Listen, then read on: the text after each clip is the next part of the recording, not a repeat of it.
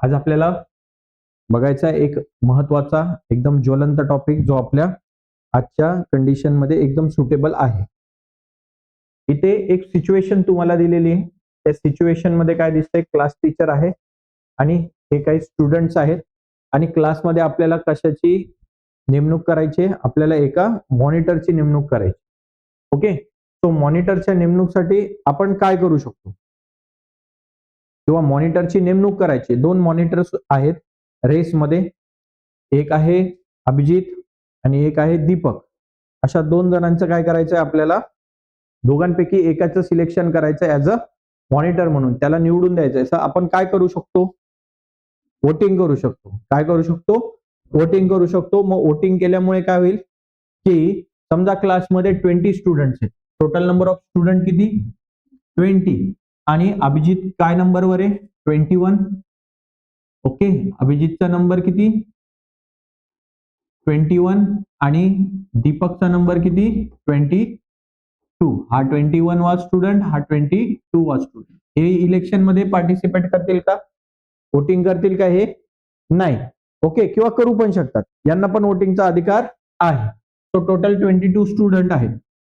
आता यामधले 20 जे स्टुडंट आहे हे कशामध्ये पार्टिसिपेट करणार आहेत, वोटिंग मध्ये पार्टिसिपेट करणार आहेत. वोटिंग करणार आणि वोटिंग केल्यावर ओके, ह्या 22 पैकी किती, 22 पैकी 22 च्या हाफ किती होतात रे, 11. 11 प्लस 1 एवढी मतं ज्याला पडतील. ओके, काय 11 प्लस 1 म्हणजे किती झाले रे, 12. निम्म्यापेक्षा एक जास्त वोटिंग ज्याला पडतील तो काय असेल, विजयी ठरेल. ओके, याच प्रकारला, या पद्धतीला आपण पॉलिटिक्सच्या भाषेमध्ये म्हणतो डेमोक्रेसी. काय म्हणतो, डेमोक्रेसी. डेमोक्रेसी म्हणजे काय, लोकशाही. मराठीमध्ये यालाच काय म्हणतो आपण, लोकशाही. लोकांनी, अब्राहम लिंकन यांचं एक फेमस स्टेटमेंट आहे, लोकांनी लोकांच्यासाठी लोकांकरवी चालवलेलं राज्य म्हणजे काय, लोकशाही. लोकांनी लोकांसाठी, कोणासाठी राज्य चालवायचंय, लोकांसाठी. लोकांच्या करवी म्हणजे काय, बाय इलेक्शन, इलेक्शन करून. ओके, मग जे आपण प्रतिनिधी निवडून देणार आहोत त्याला आपण काय म्हणतो, काय म्हणतो त्या प्रतिनिधींना, एक तर मेंबर ऑफ पार्लमेंट किंवा खासदार किंवा आमदार किंवा वेगवेगळ्या स्तरावर वेगवेगळ्या प्रकारचे प्रतिनिधी असतात. ओके, सो आजच्या चॅप्टर मध्ये आपल्याला काय बघायचंय रे, तर आपल्या आजच्या चॅप्टर मध्ये हे जे इलेक्शन आहे, हे इलेक्शन प्रोसेस कशा पद्धतीने होतं, इलेक्टोरल प्रोसेस कशा पद्धतीने होतं, हे आपल्याला आजच्या चॅप्टर मध्ये बघायचं आहे. किंवा ही निवडणूक प्रक्रिया कशा पद्धतीने होते, ही निवडणूक प्रक्रिया आपल्याला समजून घ्यायची आहे. किंवा जी निवडणूक प्रक्रिया आहे ती कशा पद्धतीने होते हे आपल्याला समजून घ्यायचंय. का, कारण बघा, भारत हा काय सगळ्यात मोठा लोकशाहीचा देश आहे. काय, सगळ्यात मोठा लोकशाहीचा देश आहे. आपल्या देशामध्ये जनता देखील खूप मोठ्या प्रमाणावर आहे. तो लोकांसाठी, लोकांच्या भल्यासाठी, लोकांच्या कल्याणासाठी आपण काय करत असतो, आपण एक प्रतिनिधी निवडून देत असतो. कारण सगळ्यांनाच राज्यकारभार करता येईल का, सगळ्यांना जर राज्यकारभार करता येत नाही तर आपण काय करतो, आपल्या मधल्या एका व्यक्तीला ऍज अ रिप्रेझेंटेटिव्ह म्हणून, आपला प्रतिनिधी म्हणून काय करतो, आपण त्याला डिक्लेअर करतो. मग ही डिक्लेअर करण्याची जी पद्धत आहे त्या पद्धतीला आपण काय म्हणतो, निवडणूक किंवा इलेक्शन असं म्हणतो. ओके, चला मग वन बाय वन आपण आता बघूया.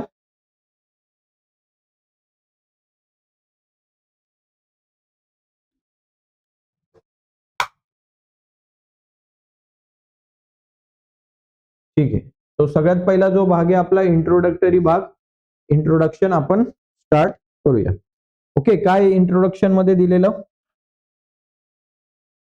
2 मिनिटं, सेल कोणी मुद्दाम उलटे टाकून ठेवलं.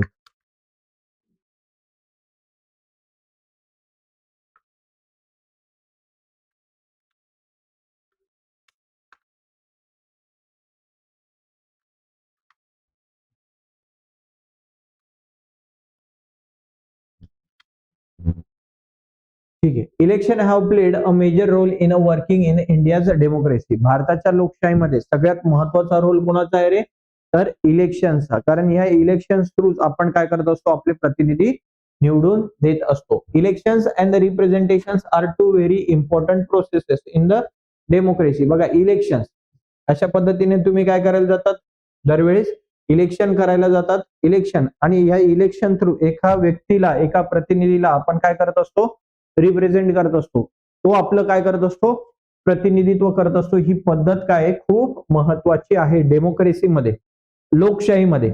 बघा, दोन प्रकारच्या राज्यशाही असतात. एक आहे लोकशाही, एक आहे राजेशाही किंवा त्याला घराणेशाही असं म्हणतो. ओके, जर समजा अशा पद्धतीने घराणेशाही जर चालू झाली तर काय होईल रे, एकच राजा आहे. म्हणजे उदाहरणार्थ राजा, त्याचा मुलगा परत राजा होईल, राजाचा मुलगा परत राजा होईल, राजाचा मुलगा परत राजा होईल आणि हे कंटिन्युअसली चालू राहील. ओके, आणि त्या राजाने बनवलेले कायदे हे फायनल कायदे असतील, राजाने बनवलेले नियम हे फायनल नियम असतील आणि मग अशा नियमांवर तुम्हाला चालणं हे काय होऊन जाईल, अवघड होईल. आणि अशा पद्धतीने जे घराणेशाही असते ही तुमच्यासाठी, आमच्यासाठी काय असते, प्रचंड घातक असतं. उदाहरणार्थ एखाद्या राजाने असा कायदा बनवला की मी जसे कपडे घालेल तसे कपडे कोणीही घालायचे नाही, किंवा मी जशी हेअरस्टाईल करेल अशी हेअरस्टाईल कोणीही करायची नाही, किंवा आजपासून तुम्ही इंटरनेट वापरायचं नाही, आजपासून तुम्ही फेसबुक बघायचं नाही, ट्विटर बघायचं नाही, टेलिग्राम बघायचं नाही, इंस्टाग्राम बघायचं नाही, काहीच बघायचं नाही, फक्त अभ्यासच करायचा आणि तुम्ही जे पैसे कमवाल ते पैसे सुद्धा तुम्ही मलाच द्यायचे, असा जर कायदा बनवला तर रे, ओके, तो हा कायदा कधी शक्य आहे, कुठे शक्य आहे, फक्त घराणेशाहीमध्येच शक्य आहे, जिथे लोकशाही नसेल. लोकशाहीमध्ये तुम्हाला सगळ्या प्रकारचे अधिकार मिळतात. तुम्हाला फ्रीडम टू स्पीच मिळतं, बोलण्याचा अधिकार, भाषणाचा अधिकार, कुठेही राहण्याचा अधिकार, कुठेही फिरण्याचा अधिकार, कोणताही व्यवसाय करण्याचा अधिकार तुम्हाला मिळतो. या व्यतिरिक्त आणखी मूलभूत हक्क तुम्हाला मिळतात, फंडामेंटल राईट्स तुम्हाला मिळतात. Yes or no? येस. हे सगळं कुठे शक्य आहे रे, फक्त मग लोकशाहीमध्ये शक्य आहे. घराणेशाहीमध्ये या गोष्टी शक्य होतील का, राजेशाहीमध्ये या गोष्टी शक्य होतील का, नाही. राजाने जर तुम्हालाच फ्रीडम दिलं तर मग राजाचं कोण ऐकणार आहे. ओके, तो बघा, तुम्ही जर नॉर्थ कोरियामध्ये गेलात तर तुम्हाला या प्रकारची परिस्थिती तुम्हाला दिसेल. किंग जोंग योंग नावाचा व्यक्ती आहे तिथे, तो राजा आहे, तिथला किंग आहे आणि त्याने तुम्हाला कोणत्याही प्रकारचं फ्रीडम दिलेलं नाहीये. ओके, सो डेमोक्रेसी आपल्या देशामध्ये आता सध्या काय आहे, डेमोक्रेसी आहे आणि आपण काय करत आहेत, ती डेमोक्रेसी उपभोगत आहोत आणि आपल्याला त्याच्यामध्ये खूप आनंद मिळत आहे. का? कारण आपल्याला चांगल्या प्रकारचे मूलभूत हक्क, फंडामेंटल राईट्स बाबासाहेबांनी आपल्याला दिलेले आहे. कळतंय तुम्हाला? So we know that the people's representative are selected through the election. आणि हे जे पीपलचं रिप्रेझेंटेटिव्ह आहे, ओके, हा भाऊ आमदार आहे, खासदार आहे, काहीतरी आहे आणि हा काय, आपण उभा केलेला प्रतिनिधी आहे. आपण ह्याला काय करणार आहेत, इलेक्शन मध्ये उभं केलेलं आहे, ह्याला आपण वोटिंग देऊ आणि मगच हा काय होईल रे, काय होईल, एखादा आमदार होईल किंवा खासदार होईल. बरोबर. मग आपल्याला माहिती आहे, काय माहितीये, की पीपलचे जे रिप्रेझेंटेटिव्ह आहेत हे कशाने सिलेक्ट होतात, इलेक्शन ह्या पद्धतीनेच सिलेक्ट होऊ शकतात.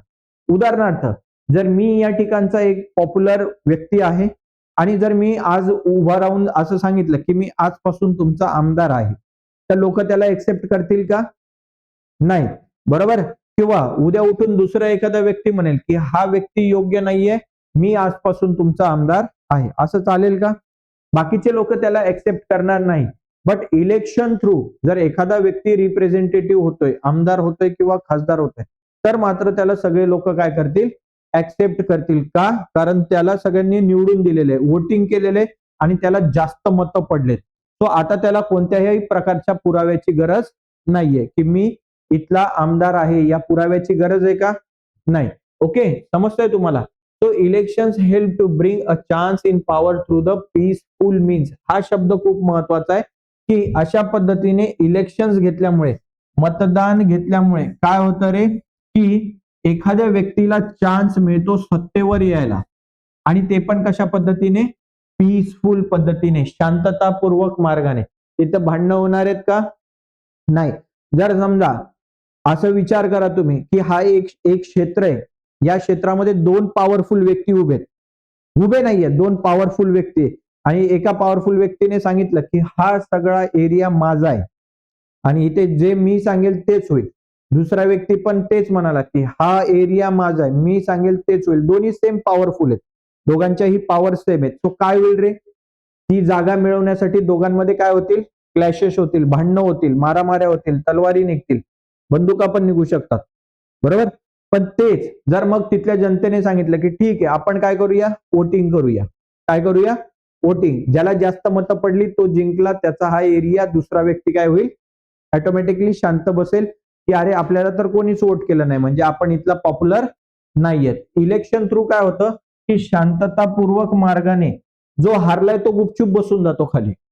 का? कारण मतं सांगतात की तू तिथला पॉप्युलर व्यक्ती नाहीये किंवा लोकांनी तुला रिप्रेझेंटेटिव्ह म्हणून ऍक्सेप्ट केलेलं नाहीये. मग जो जिंकलाय तो ऑटोमॅटिक काय असणार आहे, तुमचा रिप्रेझेंटेटिव्ह असणार आहे. समजतंय तुम्हाला? ओके. सो अशा पद्धतीने बघा, इलेक्शन थ्रू आपण, इलेक्शनमुळे हे शक्य होतं की आपण शांततापूर्वक मार्गाने आपला रिप्रेझेंटेटिव्ह डिक्लेअर करतो. Different political parties get an opportunity to rule politics of the government and the life of society also changes. बघा, डिफरंट पॉलिटिकल पार्टीजला पण काय मिळतो, चान्स मिळतो सत्तेवर येण्यासाठी. हे शक्य आहे की नाही? म्हणजे आज जर काँग्रेसची सत्ता आहे तर उद्या बीजेपीची सत्ता असेल, मग त्या पार्टीला त्याची स्वतःची मतं इम्प्लिमेंट करायचा चान्स मिळतो. त्यांना काहीतरी चांगल्या घटना घडवून आणायच्या असतील, बरोबर आहे, त्यांना काहीतरी चांगले बदल घडवून आणायचे असतील, त्यांच्या मनामध्ये चांगले आयडियाज असतील, आपल्या देशाचा विकास करायचा असेल तर ते विकास करतील. या विकासाच्या व्यतिरिक्त ह्यांच्या डोक्यामध्ये आणखी काहीतरी दुसरे आयडिया असू शकतील.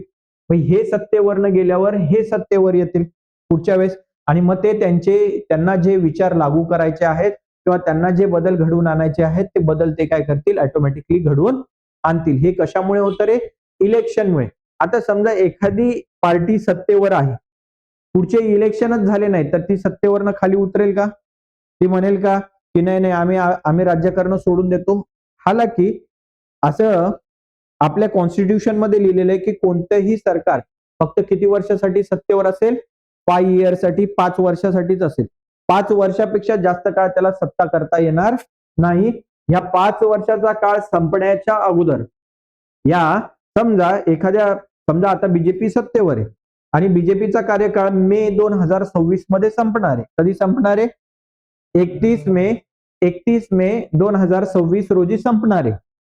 तर मे 2026 संपायच्या अगोदरच तुम्ही काय केले पाहिजेत, इलेक्शन्स कंडक्ट केले पाहिजेत, आणि इलेक्शन करून जो कोणी पार्टी जिंकेल तो काय येईल, सत्तेवर येईल. समजा बीजेपी पुन्हा निवडून आली तर बीजेपी सत्तेवर राहील, काँग्रेस निवडून आली तर काँग्रेस सत्तेवर येईल, आप पार्टी निवडून आली तर आप पार्टी सत्तेवर येईल. Okay, we accept that the representative we elect should be efficient. आता हा सगळ्यात महत्वाचा मुद्दा आहे की आपल्याला माहिती पाहिजे की आपण कोणत्या व्यक्तीला निवडून देतोय, आणि ज्या व्यक्तीला निवडून देतोय तो व्यक्ती कसा असला पाहिजे रे, इफिशियंट असला पाहिजे, ऑनेस्ट असला पाहिजे, प्रामाणिक असला पाहिजे, ट्रस्ट वर्दी असला पाहिजे, विश्वासू असला पाहिजे. ओके, ना की तुमचेच पैसे लुबाडणारा असला पाहिजे, बरोबर. आता तुम्ही ज्या व्यक्तीला निवडून देताय तो कार्यक्षम असला पाहिजे. इफिशियंट म्हणजे काय, कार्यक्षम. तुम्ही का निवडून दिलंय त्याला? काम करण्यासाठी. काय काम करायचे? डेव्हलपमेंटचे काम करायचे. तुमची घरं बांधून द्यायला पाहिजे का त्याने? हा, तुमच्या घरामध्ये 1-2 करोड रुपये पाठवायला पाहिजेत का त्या पॉलिटिशियनने म्हणून पाठवलंय का त्याला? नाही, डेव्हलपमेंट करण्यासाठी. काय हव्या असतात, काय गरजा असतात तरी लोकांच्या? पहिले तर पिण्यासाठी योग्य पाणी पाहिजे, लाईट पाहिजे, ओके, रस्ते पाहिजेत, यस ऑर नो. त्याच्यानंतर रोजगार म्हणजे एम्प्लॉयमेंट, तुम्हाला नोकऱ्या पाहिजेत. ह्या सगळ्या गोष्टी ह्या खऱ्या बेसिक्स नीड असतात. एम्प्लॉयमेंटसाठी इंडस्ट्रीज पाहिजेत, यस ऑर नो. ह्या गोष्टी जर एखाद्या रिप्रेझेंटेटिव्हने तुम्हाला मिळवून दिल्या म्हणजे तो रिप्रेझेंटेटिव्ह कसा आहे, इफिशियंट आहे. आणि तो ऑनेस्ट असल्याशिवाय इफिशियंट असू शकतो का? जर तो प्रामाणिकच नसेल तर तो कामच करणार नाही.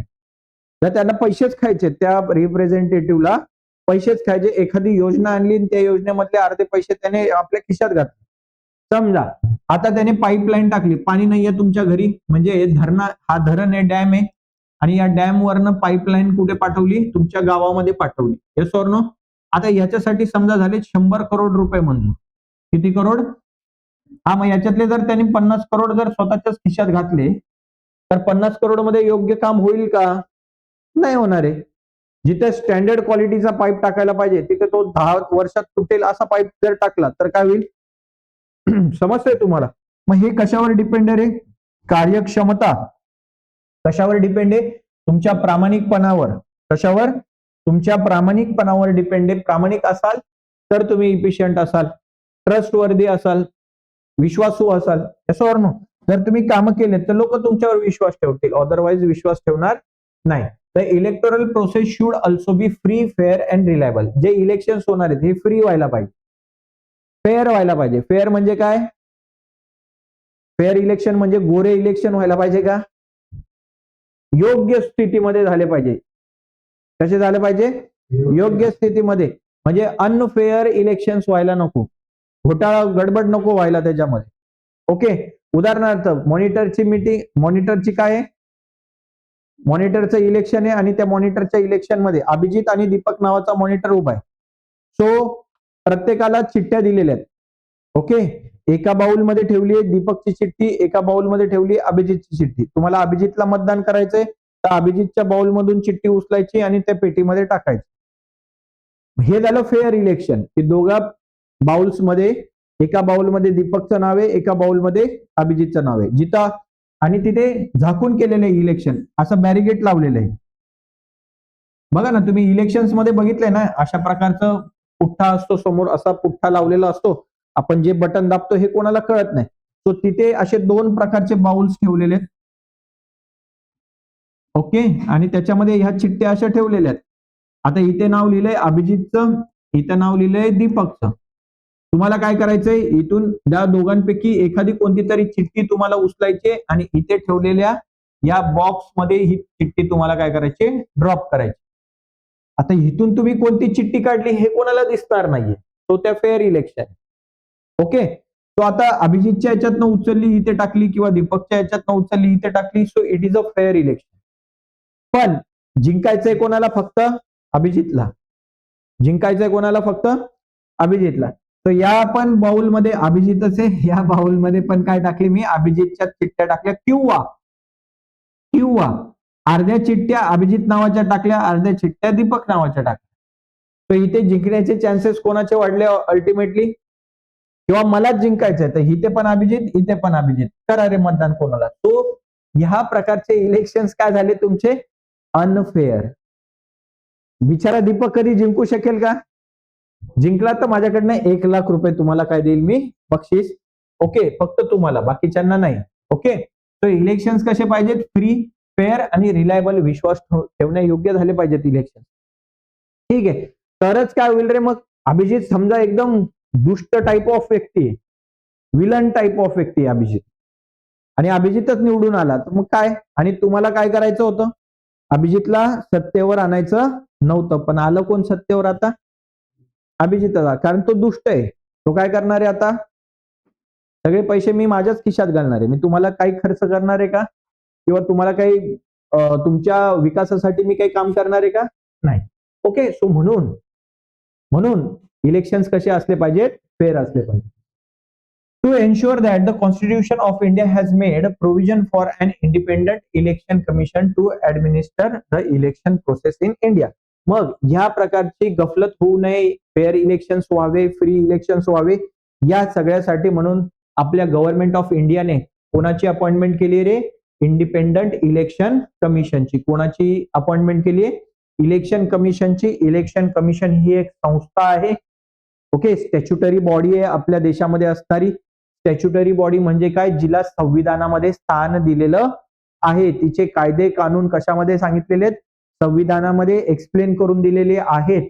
अशा प्रकारच्या बॉडीला स्टॅच्युटरी बॉडी म्हणतात. तो इलेक्शन कमिशन भारतामधले इलेक्शन फ्री, फेअर, रिलायबल होण्यासाठी म्हणून गव्हर्नमेंट ऑफ इंडियाने कोणाची स्थापना केलेली आहे? Independent election commission. इंडिपेंडंटचा अर्थ काय होतो रे?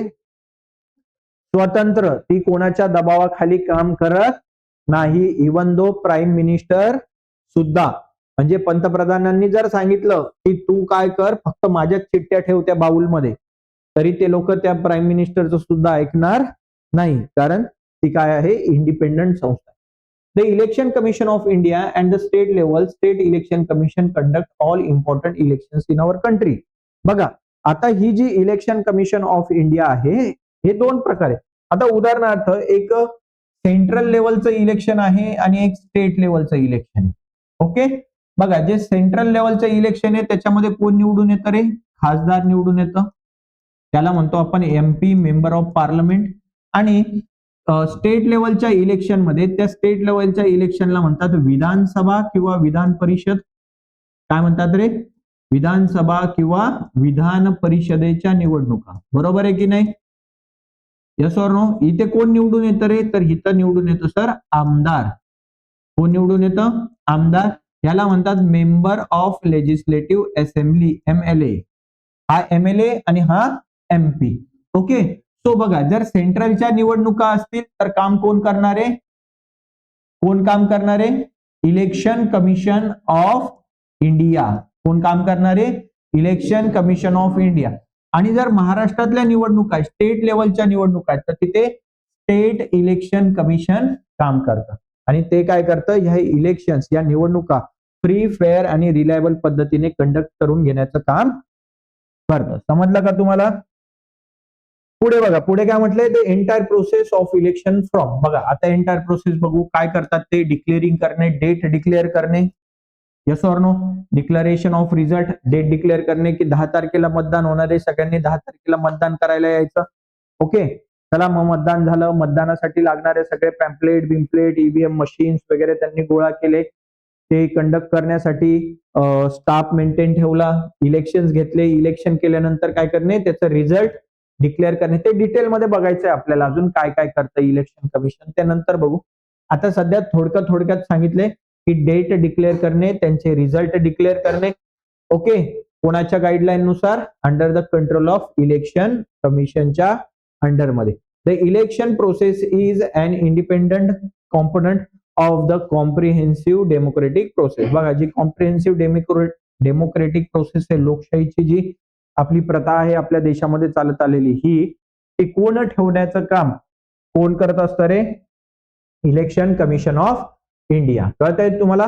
चला मग आपण आता डिटेलमध्ये बघूया की what is election commission. Election commission नेमकं आहे तरी काय? काय भानगड आहे इलेक्शन कमिशन? बघा, भारतामध्ये आर्टिकल 324 मध्ये, कशामध्ये? संविधानामध्ये, कॉन्स्टिट्यूशन मध्ये. कशामध्ये? कॉन्स्टिट्यूशन मध्ये, संविधानामध्ये एक आर्टिकल तुम्हाला दिलेले आहे. आणि ते कोणतं आर्टिकल आहे? 324 मध्ये अशी एक तरतूद करून ठेवली आहे की भारतामध्ये जर इलेक्शन्स घ्यायचे असतील तर ते इलेक्शन्स कोण घेईल? एक ऑटोनॉमस बॉडी, एक स्वायत्त बॉडी. आणि तिचं नाव काय असेल? Election commission of India. तिचं नाव काय असेल? Election commission of India. ही बॉडी, ही संस्था काय करेल? तुमचं इलेक्शन घेईल. मग बाकी दुसऱ्या कोणाला इलेक्शन घेण्याचा अधिकार आहे का? उद्या उठून अभिजितने एक संस्था तयार केली आणि तिचं नाव आहे अचिवर्स संस्था, आणि ती काय करते? इलेक्शन घेईल असं त्यांनी सांगितलं की आता याच्या पुढे जे इलेक्शन होतील ते अचिवर्स संस्था इलेक्शन घेईल. चालेल का? नाही चालणार. का? कारण तिला मान्यता दिली आहे का कॉन्स्टिट्यूशनने? नाही. कॉन्स्टिट्यूशनने काय सांगितलंय? आर्टिकल 324 नुसार की फक्त इलेक्शन घेण्याचा अधिकार कोणाला आहे? इलेक्शन कमिशनला. म्हणजे डेट डिक्लेअर होतील, आचारसंहिता लागू होतील, मतदान होईल, मतदानानंतर मतमोजणी होईल. हे सगळे कामं कोणाला करायचे? इलेक्शन कमिशनला. ठीक आहे सर, मग सगळ्यात मोठी जबरदस्त मोठी संस्था आहे सर. मग इलेक्शन कमिशन मध्ये मेंबर्स किती असतील? तर हजारो मेंबर्स काम करतील. Yes or no? नाही. पण इलेक्शन कमिशन मध्ये किती मेंबर्स असतात? Only 3 members. किती मेंबर्स असतात? 3 मेंबर्स. आणि त्यातला पहिला मेंबर कोण आहे? The first is the one chief election commissioner. Okay, chief commissioner म्हणजे मुख्य निवडणूक आयुक्त. मराठीत काय म्हणतात त्याला? मुख्य निवडणूक आयुक्त. सगळ्यांचा बॉस म्हणजे इलेक्शन कमिशनचा बॉस. हा सगळ्या देशामध्ये इलेक्शन घडवून आणणार हा व्यक्ती. Okay, so this person is responsible for elections which are conducted in our India. Okay, आणि ह्या चीफ इलेक्शन कमिशनरना हेल्प करण्यासाठी आणखी कुठे किती कमिशनर्स असतील? 2 कमिशनर्स. किती कमिशनर्स असतील? 2 कमिशनर्स असतील. ठीक आहे, समजलं तुम्हाला हे? ओके, ठीक आहे, हे तीनच व्यक्ती आहे आणि मग हे पूर्ण भारतामध्ये इलेक्शन कंडक्ट करतील. शिवाय जसं इलेक्शन कमिशन सेंट्रल लेवलला आहे, तसंच इलेक्शन कमिशन कुठे आहे रे, स्टेट लेवलला सुद्धा आहे. सो याला म्हणतात स्टेट इलेक्शन कमिशन. आणि स्टेट इलेक्शन मध्ये सुद्धा एक चीफ इलेक्शन कमिशनर आणि त्यांना मदत करण्यासाठी 2 अदर कमिशनर्स असणार आहेत. समजतंय का तुम्हाला? येस. मग जाऊया आता याच्या पुढे. पण आपण काय बघतोय, फक्त इलेक्शन कमिशन. कधी कधी परीक्षेमध्ये प्रश्न विचारला जाऊ शकतो तुम्हाला की आपले सगळ्यात पहिले भारत स्वतंत्र झाल्यानंतर सगळ्यात पहिले कोण, तर चीफ इलेक्शन कमिशनर कोण होते, तर त्यांचं नाव काय, सुकुमार सेन. कोण येत रे हे सुकुमार सेन, तर बघा 1921 मध्ये हे सेन कशामध्ये सिलेक्ट झाले रे, इंडियन सिव्हिल सर्व्हिसेस. ओके, त्या काळात त्याला ICS एक्झाम म्हणायची. कोणत्या एक्झामला रे, जी एक्झाम आता UPSC थ्रू देतो आपण, IAS ची, इंडियन ऍडमिनिस्ट्रेटिव्ह सर्व्हिस, या सर्व्हिसला त्या काळामध्ये काय म्हणायचे, ICS, इंडियन सिव्हिल सर्व्हिसेस.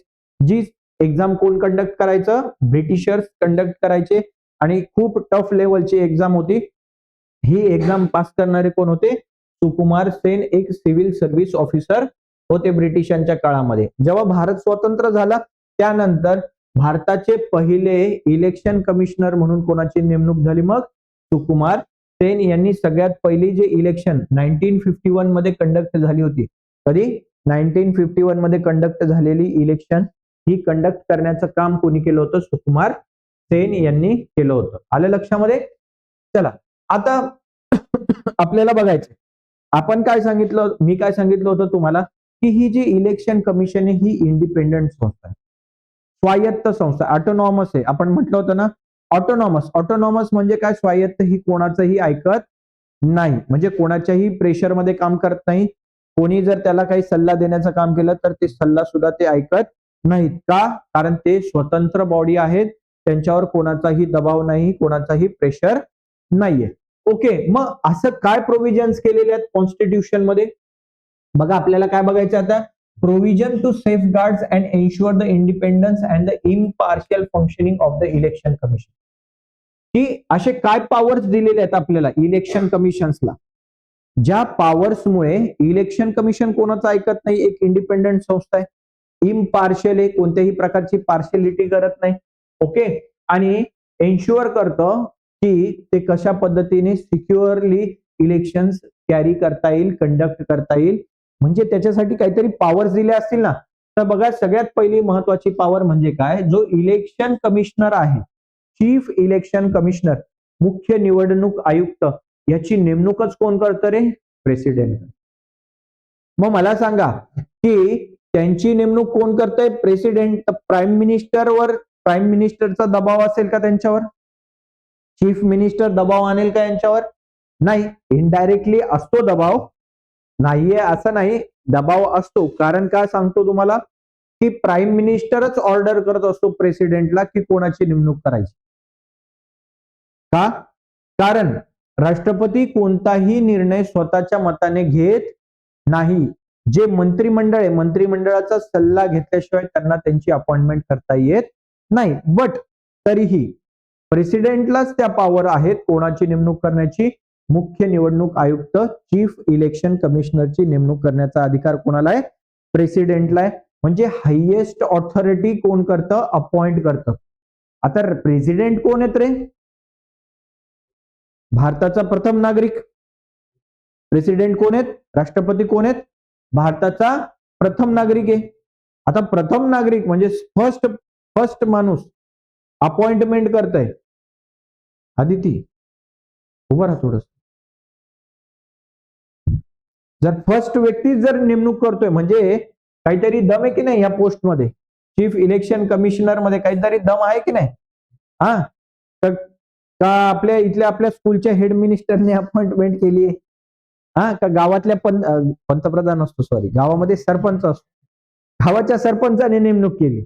पण त्याला कोण विचारणार, शेजारच्या गावातला माणूस पण नाही विचारणार त्याला, आहे का नाही. त्याला काहीतरी पॉवर आहे, हायेस्ट पॉवर आहे.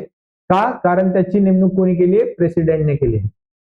Second, the chief election commissioner cannot be removed from his post easily or on account of any political reason, कोणत्याही पॉलिटिकल रिझन वरनं त्यांना कामावरनं काढता येत नाही. जा उद्यापासून येऊ नको कामावर, असं सांगता येईल का?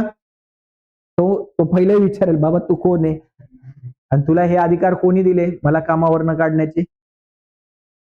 पावर आहे का नाही? कोणी ऐरा गैरा नत्तू खेरा के मेरे को निकाल दे ऐसा चलेगा क्या? नाही, कोणीच नाही. फक्त कोणाच्या हातात आहे ती पॉवर? प्रेसिडेंटच्याच हातात आहे. प्रेसिडेंटने कामावर ठेवले ना, मग प्रेसिडेंटच म्हणू शकतो भाऊ उद्यापासनं जा तू घरी. पण प्रेसिडेंट पण असं बोलेल का? नाही. त्याने बिचाऱ्याने व्यवस्थित काम केलंय, सगळं काम रेग्युलरली केलंय, election free and fair election conduct केलेत, निकाल पण लावले व्यवस्थेमध्ये, सगळं काम व्यवस्थित केलंय, कुठेही दंगा हडकंप काही झाल्याचं वृत्त नाहीये, बातमी नाहीये. आणि अचानकपणे प्रेसिडेंट सरांचं डोकं फिरलं आणि प्रेसिडेंट सर म्हणाले की उद्यापासून तू कामावर येऊ नको, असं म्हणता येईल का? नाही. असं सहजासहजी त्यांना कामावरनं काढता येत नाही. किंवा ड्युरिंग हिज टेन्युअर, कोणाच्या चीफ इलेक्शन कमिशनच्या कार्यकाळामध्ये त्यांच्यावर कोणत्याही प्रकारचा फौजदारी खटला दाखल करता येत नाही, क्रिमिनल केस दाखल करता येत नाही. का? कारण डिग्निटी फुल पोस्ट आहे ती. ओके. मग सर त्यांनी खून करायचा का मग कोणाचा तरी? आता मला अरेस्ट करू शकणार आहेत का? नाही. मग मी खून करून टाकला, मी आता चीफ इलेक्शन कमिशनर आहे, मग मी खून करून टाकला, चालेल का? असं पण नाहीये, असं सुद्धा नाहीये. ओके. जर एखाद्या केसमध्ये ते सापडले आणि विथ प्रूफ जर सापडले तर तिथे महाभियोगासारखी एक प्रक्रिया आहे, त्या प्रक्रिये थ्रू इम्पिचमेंट नावाची प्रक्रिया, त्या थ्रू आपण काय करू शकतो, त्यांना पदावरनं दूर करू शकतो किंवा सुप्रीम कोर्ट तसा आदेश देऊ शकतं. समजतंय तुम्हाला? मग हे पण महत्वाचं आहे की कोणीही येऊन त्यांना पदावरनं काढू शकत नाही. म्हणजे पदाची काय रे? श्युरिटी आहे, कामाची श्युरिटी आहे. मग तो घाबरेल का तो व्यक्ती कोणाला? आता एखादा व्यक्ती का घाबरेल? आता मी एखाद्या ठिकाणी कामाला आहे समजा, किंवा ह्या क्लासमध्ये मी तुम्हाला टीचर म्हणून शिकवायला. आता मी कोणाला घाबरेल? जो ओनर आहे त्याला घाबरेल की हा मला काय करेल, कामावरनं काढून टाकेल. बरोबर? Yes or no? पण तो मला कामावरनं का काढेल? जेव्हा मी एखादं चुकीचं वक्तव्य करेल किंवा मी शिकवणार नाही व्यवस्थित, क्लासमध्ये येऊन झोपा काढतोय, काहीतरी चुकीचं काम केलं तरच मला कामावरनं काढता येईल ना, अदरवाईज काढता येणार नाही. पण जर मला इथे परमनंट करून टाकलं की मला इथून कोणीच कामावरनं काढू शकत नाही, मग रे, मग मी घाबरेल कोणाला? मी कोणालाच घाबरणार नाही. ओके. बाकीचे टीचर येऊन जर मला सांगतील की सर काम करा, जरा शिकवा, नाही शिकवायचं मला. झेडपीच्या शाळेमध्ये बघा जरा असं काहीतरी बघायला मिळेल का? कारण ते टीचर्स परमनंट असतात. असो, जाऊ द्या, आपल्याला वादाच्या मुद्द्यात जायचं नाहीये.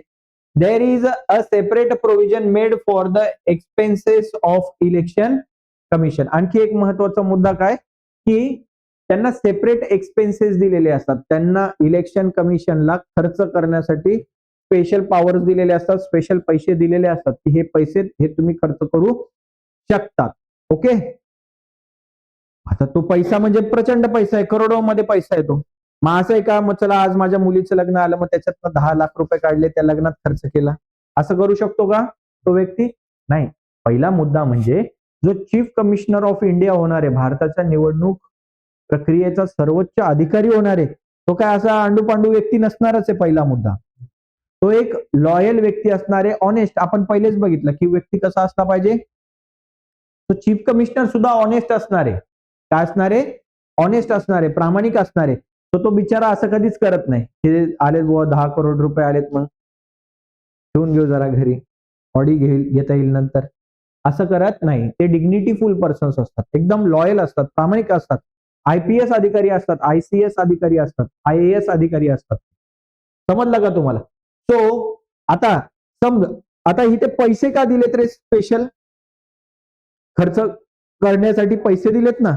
मग हे पैसे जर समजा त्यांना प्राईम मिनिस्टर कडनं मागावे लागले असते की जरा आम्हाला इथे इलेक्शन मध्ये पैसे खर्च करायचे, प्राईम मिनिस्टर साहेब आम्हाला थोडेसे पैसे देता का? मग प्राईम मिनिस्टर सांगेल की देतो मी पैसे तुला, पण एक काम करावं लागेल, काय की जरा ह्या इलेक्शन मध्ये आमच्याकडे लक्ष ठेव. मग काय होईल रे? पार्शिलिटी होऊ शकते का? म्हणून त्यांना काय केलं जातं, भारताच्या संचित निधीमधून, सॉलिडेटरी फंड म्हणतात त्याला ताई, काय म्हणतात? काय म्हणतात? वरण भात फंड. वरण भात खायला मिळणारा फंड का? सॉलिडेटरी फंड. काय म्हणतात त्याला? संचित निधीमधून. संचित निधीमधून काय दिला जातो? त्यांना पैसा दिला जातो खर्च करण्यासाठी, की जेणेकरून त्यांना कोणाकडेच पैसा मागायची गरज पडणार नाही. आणि पैसा मागायचीच गरज पडणार नाही म्हटल्यावर काय होईल रे? स्वायत्त आहेत ते, त्यांना कोणाचीही गरज नाहीये. सो सगळे election free and fair conditions मध्ये काय होतील? होते. चला वर्किंग स्टाफ बघूया. किती वर्किंग स्टाफ असतो? तर 3च लोक आहेत. एक चीफ कमिशनर ऑफ इंडिया आणि त्याच्या व्यतिरिक्त काय? त्यांना हेल्प करण्यासाठी 2 अदर कमिशनर. मग बस सगळेच हेच लोक इलेक्शन करत फिरतील का सगळीकडे? नाही. मग ते गव्हर्नमेंटच्या अंडरमध्ये जेवढेही एम्प्लॉईज आहे, मग ते महानगरपालिकेमधले असतील, पालिकेमधले असतील, महाराष्ट्र शासनाचे कर्मचारी असतील, शिक्षक असतील, टीचर्स असतील, प्रोफेसर्स असतील, या सगळ्यांना काय केलं जातं? इलेक्शन मध्ये इन्व्हॉल्व केलं जातं. त्यांना ट्रेनिंग दिली जाते अगोदर की कशा पद्धतीने इलेक्शन घ्यायचे आहे. Okay. The election commission does not have a separate staff. असा सेपरेट स्टाफ नसतो त्यांच्या टीममध्ये. टीममध्ये फक्त 3च माणसं, commissioner of India, chief commissioner of India आणि अदर 2 कमिशनर. सिमिलरली स्टेट गव्हर्नमेंटला सुद्धा गव्हर्नमेंट ऑफिसर्स असतील, टीचर्स असतील अँड अदर एम्प्लॉईज हेल्प करतात इलेक्शन कमिशन मध्ये. कशासाठी? एक्झिक्यूट करण्यासाठी, इलेक्शन्स घेण्यासाठी. कळलं का? चला आता नेक्स्ट पॉइंट आहे आपला, that is nothing but the functions of election commission. Election कमिशनचं फंक्शन काय, काम काय, कार्य काय? बघा थोडक्यात बघूया. पहिला पॉइंट काय? Conduct voting in India. भारतामध्ये वोटिंग घेणे, मतदान घेणे. वोटर लिस्ट तयार करणे. कोण मतदान करणार आहे? मतदान कोण करणार आहे? भारतातले लोक करणार की अमेरिकेतले लोक करणार? भारतातले. मग भारतामध्ये कोण करेल? आताच जन्माला आलेली पिऊ मतदान करायला जाईल का? मग तिचं नाव टाकायला लागेल ना वोटिंग लिस्ट मध्ये. Yes or no? मग आताच जन्माला आलेल्या मुलीला वोटिंगचा अधिकार असेल, मुलाला वोटिंगचा अधिकार असेल. आता तुम्ही 10वीत आहे, मग तुम्हाला पण देऊन टाकू, चला अधिकार, तुमचं नाव टाकून द्यावं लागेल वोटिंग लिस्ट मध्ये. नाही. ज्याचं वय किती आहे? 18 किंवा अबोव्ह 18, 18 वर्षावरील मुलांना काय करता येईल? इलेक्शन. मुलांना म्हणजे मुलींना सुद्धा, बरं, मुलांना आणि मुलींना इलेक्शनचा अधिकार मिळतो. मतदान करण्याचा अधिकार, इलेक्शनचा नाही, मतदान करण्याचा अधिकार, वोटिंग करण्याचा अधिकार. ओके. अजून तुम्ही नाबालिक आहात, म्हणजे तुम्हाला अजून तेवढी बुद्धी नाही की कोणता व्यक्ती योग्य आहे, कोणता व्यक्ती अयोग्य आहे. तो तुम्ही अजून त्यांना मतदान करण्यायोग्य नाहीयेत. आणखी 2 वर्षाने तुम्हाला मतदानाचा अधिकार मिळेल. मग असा शाई लावून असा फोटो काढायचा, असा काढतात काहीतरी, सॉरी असा. हा, इथे अशी काहीतरी डाव्या बोटाला लावतात मला वाटतं, मी पण विसरलो. इथे लावतात मग ते असं फोटो, स्माइलिंग वाला फोटो तुम्हाला काय करायचंय? टाकायचंय. ठीक आहे. सो ती वोटर लिस्ट कोण मतदान करेल, कोण मतदान करेल हे सुद्धा काय करायचं आपल्याला? आपल्याला म्हणजे इलेक्शन कमिशन. असं समजा आता मी कोण आहे? Chief commissioner of India. आणि तुम्ही कोण आहेत रे? त्या 2 लोकांमधले तुम्ही कोणीतरी. हा, स्वतःला समजायचं की मी तो आहे, त्या 2 मधला एक मी आहे आणि तुमच्या शेजारचा तो दुसरा असेल. ओके. सगळ्यांनी तसंच समजायचं. चीफ कमिशनर तर मीच आहे. ओके. पुढे गिव्ह सिम्बॉल्स टू पार्टीज. पार्टीजला सिम्बॉल देणे. कमळ, धनुष्यबाण, एलिफंट, शिट्टी, झाडू, आणखी बरेचसे असतात. हे आता सध्या दिले गेलेले इलेक्शन. इंजिन, बरोबर, तुतारी, हात, पंजा, हात नाहीये, पंजा येतो, पंजा, काँग्रेसचा पंजा. ओके. तर हे काय चिन्ह आहेत, त्याचे सिम्बॉल्स आहेत, ते सिम्बॉल्स देणे. ओके, कळलं. सगळं बादली, झाडू, मग, खराटा, तुतारी, शिट्टी, सगळे. शिट्टीवाल्यांनी तर कहर केला होता एकदा, मला आठवतं. त्यावेळेस मी लहान होतो आणि त्याला म्हणजे त्या उमेदवाराला, अपक्ष होता बिचारा, अपक्ष उभा राहिलेला होता, त्याला कोणत्याच पार्टीने तिकीट दिलं नाही. आता उभं राहण्यासाठी सुद्धा पत लागते, बरं, स्टँडर्डनेस लागतो. उद्या उठून जर मला वाटलं की मी मस्तपैकी उभा राहतो इलेक्शनला आणि मी काँग्रेसकडे गेलो आणि त्यांना म्हटलं की सर मला इलेक्शनसाठी उभं राहायचंय, मला तिकीट द्या, असं लगेच तिकीट देतात का? नाही. त्या व्यक्तीची त्या एरियामध्ये काय पाहिजे? ओळख पाहिजे, दबदबा पाहिजे, रुतबा पाहिजे, स्टँडर्ड, त्याने काहीतरी काम केलेलं पाहिजे. तरच लोक त्याला मतदान करतील ना. नाही तर मी रोज दारू पिऊन येतो आणि घरी भांडणं करतो आणि मग मी इलेक्शनला पण उभा राहतो, मला मतदान करा रे. देतील का मला मतदान? कोणी नाही. माझी बायको सुद्धा मला मतदान नाही करणार. हा रोज मला मारतो, याला मतदानच नाही. शेवटी इलेक्शन झाल्यावर जेव्हा रिझल्ट आला, रिझल्ट मध्ये लक्षात आलं की अरे मला एकच मतदान पडले. मग ते पण कन्फर्म नाहीये की मीच दिलंय का माझ्या बायकोने दिलंय. ओके. डिग्निटीफुल पर्सन लागतात. त्यांना काहीतरी त्यांची बिचाऱ्यांची स्वतःची एक पत असते, ओळख असते. त्यांनी समाजामध्ये काहीतरी कार्य केलेलं असतं, काम केलेलं असतं आणि अशाच व्यक्तींना काय मिळतं? तिकीट मिळतं. ओके. तो विषय काय होता? हा, शिट्टीचा सिम्बॉल होता. तर त्या बिचाऱ्याला कोणत्याच पक्षाने तिकीट दिलं नाही. त्याने सेपरेट पक्ष उभा केला. उभा नाही केला, अपक्ष म्हणतात त्याला. अपक्ष, कोणताही पक्ष नाही असा. आणि मग एक चिन्ह द्यावं लागतं. निवडणूक आयोग एक चिन्ह देतं आणि ते चिन्ह दिलं शिट्टी. तर त्याला चिडवायचे सगळे, शिट्टी शिट्टी शिट्टी असं. पण त्या शिट्टीने एवढी कमाल केली. आता चिन्ह आहे, चिन्हाचा प्रचार केला पाहिजे. त्याने आणि शिट्ट्या काय 50 पैसे, 1 रुपयाला शिट्टी मिळायची त्यावेळेस. त्याने हे पोतं भरून भरून शिट्ट्या घेतल्या आणि सगळ्या पोरांना शिट्ट्या वाटून दिल्या की काय, कोणाला मतदान करायचं? शिट्टीला मतदान करा. कोणाला मतदान करायचं? शिट्टीला. पोरं हे घरामध्ये गल्लीमध्ये शिट्ट्या शिट्ट्या, प्रचारच प्रचार, शिट्टीचा प्रचार. सगळ्या बाया शिव्या घालतात, माणसं शिव्या घालतात त्या पोरांना की काय शिट्ट्या, कुठून आल्या शिट्ट्या. तर त्याने दिलेल्या या आणि त्याचा फुल प्रचार झाला. बिचारा थोड्याशा मतांनी पडला. ओके. बट ठीक आहे, त्यांनी नंतर खूप चांगलं काम केलं. नंतर दुसऱ्या पक्षातही आले. XYZ व्यक्ती आहेत, त्यांचं नाव आपण घ्यायचं नाहीये. चला मग वन बाय वन आपण काय करूया आता, फंक्शन्स बघूया.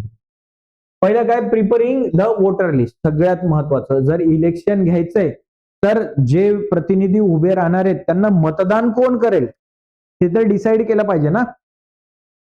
त्यांना कोण मतदान करेल? म्हातारे लोक, 100 वर्षाचे पुढचे की 100 वर्षाच्या खालचे किंवा नुकताच जन्माला आलेला बाळ, कोण मतदान करेल? तर 18 वर्षाच्या वरील जे व्यक्ती आहेत ते काय करतात? इलेक्शन मध्ये पार्टिसिपेट करतात. ओके.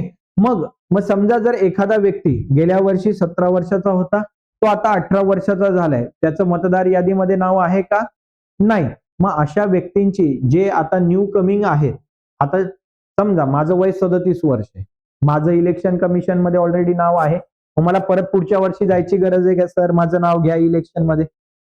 नाही. एकदा तुमचं यादीमध्ये नाव आलं संपला विषय. तुमचा एक वोटर ID पण असतो, एक ओळख क्रमांक असतो, तो तुमचा आता आयुष्यभर तोच क्रमांक समजायचा. मग जर एखादा व्यक्ती म्हणजे एखादा मुलगा किंवा मुलगी आता 18 वर्ष पार केलेले आहे त्यांनी, तो अशा लोकांचे नावं काय करावी लागतात? मतदान यादीमध्ये टाकावी लागतात. दरवर्षी कोणीतरी 18 वर्षाचं होणार आहे. आज तुम्ही झाले, या वर्षी जे 9वीचे आहेत ते पुढच्या वर्षी 18चे होतील, मग 8वीचे पुढे जाऊन 18 वर्षाचे होतील. मग ही यादी अपडेट करत राहणे हे काम कोणाचं आहे? मग इलेक्शन कमिशनचं. Every Indian citizen who has completed 18 years of age has a right to vote. बघा, हे तुमच्यासारखे चिंकू पिंकू चिंकू, ओके, यांना मतदानाचा अधिकार आहे. To exercise the right to vote, citizen names must be enter in the voter list. मग त्या सिटीजनचं, नागरिक आहेत ना तुम्ही, भारताचे सिटीजन आहात ना, मग त्या नागरिकाचं नाव त्या वोटर लिस्ट मध्ये पाहिजे. It is the responsibility. कोणाची रिस्पॉन्सिबिलिटी? ही इलेक्शन कमिशन. कशाची रिस्पॉन्सिबिलिटी? काय? पहिले prepare the list of the eligible voters. जे वोटर्स इलिजिबल आहेत त्यांची नावं ऍड करणे. Update the existing voter list and voter list exist करणे. उदाहरणार्थ, एक तुकाराम तात्या म्हणून आहेत. काय आहेत? तुकाराम तात्या. तुकाराम तात्यांचं वय आहे 99 वर्ष, 100 वर्ष. ओके. आणि तुकाराम तात्यांचं नाव आहे मतदान यादीमध्ये आहे, असेल तर आहे हे मतदान यादीत. आणि तुकाराम तात्यांना झाला स्वर्गवास, म्हणजे तुकाराम तात्या गेले. काय झालं? तुकाराम तात्या गेले. मग आता त्यांचं नाव वोटर लिस्ट मध्ये ठेवून काय उपयोग आहे का? तात्या येणार आहेत का मतदानाला परत? माझ्या याद्या वाढवत जायच्यात का आपल्याला? नाही. मग ज्यांचा मृत्यू झालाय अशा व्यक्तींचं नाव काय करणे? कमी करणे. किंवा जे 18 वर्षाच्या पुढील आहेत त्यांचं नाव ऍड करणे. हे काय करणे? हे काम कोणाचं आहे? वोटर लिस्ट अपडेट करणं म्हणतात याला. ओके. हे काम कोणाचं आहे? Election include the name of the new voters and the election commission has the authority to issue identity cards to the voter. आणि हे फक्त अधिकार कोणाला आहेत रे? इलेक्शन कमिशनलाच अधिकार आहे तुम्हाला काय देण्याचा? Voter ID. वोटर आयडी म्हणजे मतदान प्रमाणपत्र किंवा मतदान कार्ड म्हणतात त्याला. ओके, हे कार्ड मिळालं याचा अर्थ काय रे? तुम्ही भारताचे नागरिक आहात असा त्याचा अर्थ होतो. बरोबर? तुम्ही कोणाचे नागरिक आहात? भारताचे नागरिक आहात. त्याच्यावर तुमचा ऍड्रेस असतो म्हणजे तो पत्त्यासाठी यूज होतो. ते कार्ड, मतदान कार्ड कशासाठी यूज होतो? पत्त्यासाठी. की तुम्ही कुठे राहतात? खरंच इथेच राहतात का पाकिस्तानला राहतात? आहे का नाही? नाहीतर असं येईल का भारताच्या प्रमाणपत्रावर असं लिहून येईल का मुक्काम पोस्ट लाहोर? असं नाही येणार ना.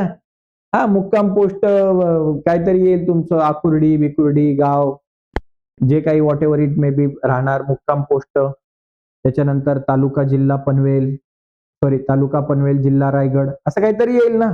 ओके, सो ऍड्रेस प्रूफ येतो तुमचा मतदान कार्ड मध्ये. दुसरं काम काय? Decide the time table and the programme of election. काय रे टाइम टेबल आणि प्रोग्राम डिसाइड करणे?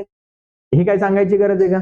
इलेक्शन कमिशन काय करतं? ही कोणाची रिस्पॉन्सिबिलिटी आहे?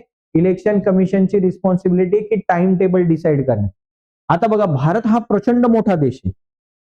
ओके, सो एकाच दिवशी सगळे मतदान करणं शक्य आहे का? आता एकाच दिवशी सगळ्या ठिकाणी जर मतदान घ्यायचं याचा अर्थ किती मोठी मॅन पॉवर लागेल. या वर्षी जे इलेक्शन झालं आपल्याकडे, ह्या इलेक्शन होण्यासाठी 8 ते 9 फेऱ्यांमध्ये मतदान घेतलं गेलं. म्हणजे 8 to 9 डेज असे सेपरेट डिक्लेअर केले. म्हणजे आज जर मुंबईमध्ये इलेक्शन झालं तर उद्या जळगावमध्ये होईल, किंवा पुढच्या तारखेला कुठेतरी मराठवाड्यामध्ये मतदान होईल, नंतर कुठे छत्रपती संभाजीनगरमध्ये मतदान होईल, या पद्धतीने. ओके, सगळ्या मतदान एकाच दिवशी, कारण तेवढी मॅन पॉवर पाहिजे, टीचर स्टाफ पाहिजे ना. मतदान घेण्यासाठी एका बूथवर कमीत कमी 5 ते 7 लोकांची गरज असते. एक जण तुमचं मतदान कार्ड व्हेरीफाय करतं की हाच व्यक्ती आहे का बघू दे जरा. अरे तू तर वेगळा आहे, चल पोलिसांना बोलवा, याला अरेस्ट कर. फेक वोटर पण येतात ना मतदान करायला. की काहींना लहानपणी हौस असते मतदान करण्याची, पण ते वयात नाहीये. बाबा गेलेत, बाबांचं मतदान कार्ड घेऊन गेले तिथं मतदान करायला. चला भाऊ मतदान करायला जाऊया असं. मग ते बघतील ना फोटो. आता तुम्हाला तर माहितीये आधार कार्ड आणि मतदान कार्डवर किती सुंदर फोटो असतात तुमचे. आणि ते बिचाऱ्या त्या अधिकाऱ्याला कसरत करावी लागते की खरंच हाच आहे का? खरंच तूच आहे का रे हा? असा प्रश्न विचारलाय एकदा मला की बाबा तूच आहे का? मग दुसरं कार्ड दाखवावं लागतं. कोणतं? आधार कार्ड. दुसरं ओळखपत्र काय तुमचं? आधार कार्डवर पण फोटो कसे असतात तुम्हाला माहिती. असे असे. मग तिसरं कार्ड द्यावं लागतं, पॅन कार्ड. हा बाबा तूच. एवढे 3 कार्ड घेऊन आलाय म्हणजे तूच आहे. कर बाबा मतदान कर.